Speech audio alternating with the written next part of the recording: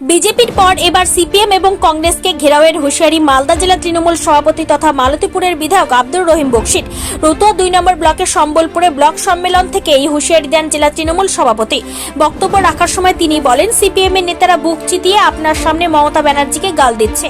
আপনার বুকের ওপর দাঁড়িয়ে মমতা ব্যানার্জির সমস্ত সুযোগ সুবিধা লুট করে নিয়ে মমতা ব্যানার্জিকে খারাপ কথা বলছে, চোর বলছে, আর আপনি প্রতিবাদ করছেন না।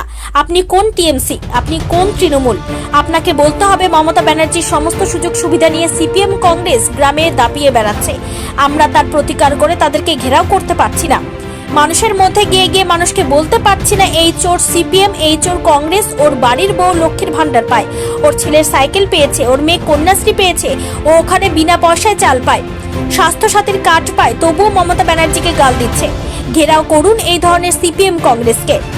সিপিএম এর নেতারা বুক চিতিয়ে আপনার সামনে মমতা ব্যানার্জিকে গাল দিচ্ছে।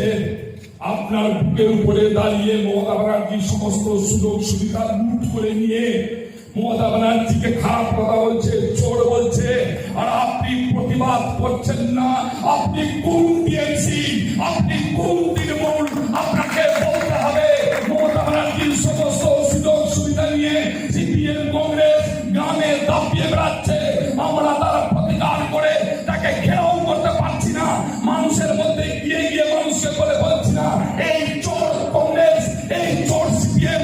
মমতা ব্যানার্জি ওর মেয়ে লক্ষ্মীর, ওর বাড়ির বউ লক্ষ্মীর ভান্ডার পায়, ওর ছেলে সাইকেল পেয়েছে, ওর মেয়ে কন্যাশ্রী পেয়েছে, ও ওখানে বিনা পয়সায় চাল পায়, ও স্বাস্থ্য সাথীর কার্ড পায়, তবুও মমতা ব্যানার্জিকে গাল দিচ্ছে। ঘেরাও করুন এই ধরনের কংগ্রেস সিপিএমকে। এসব কথা জবাব দিতেও খারাপ লাগে। রাজনৈতিক অপরিপক্কতা থেকে, ইমম্যাচিউরিটি থেকে এইসব কথাবার্তাগুলি আসে। রাজ্য সরকার, কেন্দ্রীয় সরকার চলে জনগণের ট্যাক্সের টাকায়। জনগণ ট্যাক্স দেয়, সেই টাকায় রাজ্য সরকার এবং কেন্দ্রীয় সরকার চলে। কারুর টাকা কেউ সুযোগ নিচ্ছে, সুবিধা নিচ্ছে, এটা কোনো কথাই হলো না। ফলে পশ্চিমবাংলার মানুষ যতটুকু যা সুযোগ সুবিধা পায় সেটা হচ্ছে জনগণের ট্যাক্সের টাকাতেই, জনগণের টাকায় জনগণের কাজ হয়। এর বাইরে তো কোনো কথা হতে পারে না। সরকার কারুর জমিদারির পয়সায় চলে না, 1। আর 2 নম্বর কথা হচ্ছে যে তৃণমূল কংগ্রেসকে রাজ্যের আপামর জনসাধারণ কেউ প্রকাশ্যে, কেউ আড়ালে আবডালে চোর বলছে। কেউ প্রকাশ্যে বলছে যার সাহস বেশি, আর যে একটু ভীতু প্রকৃতির সে আড়ালে আবডালে একা একা অন্য মানুষকে বলছে। চোর বলছে কিন্তু প্রায় 90% মানুষ। আর তৃণমূলের কাছে দাসত্ব লিখিয়ে রেখেছে এরকম কিছু লোকজন এখনও চোর বলতে পারছে না, কিন্তু মনে মনে তারা জানে যে তো গোটা দলটা চোরের দলে পরিণত হয়েছে। মন্ত্রী এমএলএরা যদি জেলে থাকে তাহলে চোর বলবে না তো কি সাধু বলবে? এই হচ্ছে অবস্থা এখন। সেই ক্ষেত্রে এইসব ভুল বকছে ইম্যাচিওর নেতা, অপরিপক্ক নেতা, রাজনৈতিক কোনো পরিপক্কতা নেই, তার থেকে এইসব কথা আসে।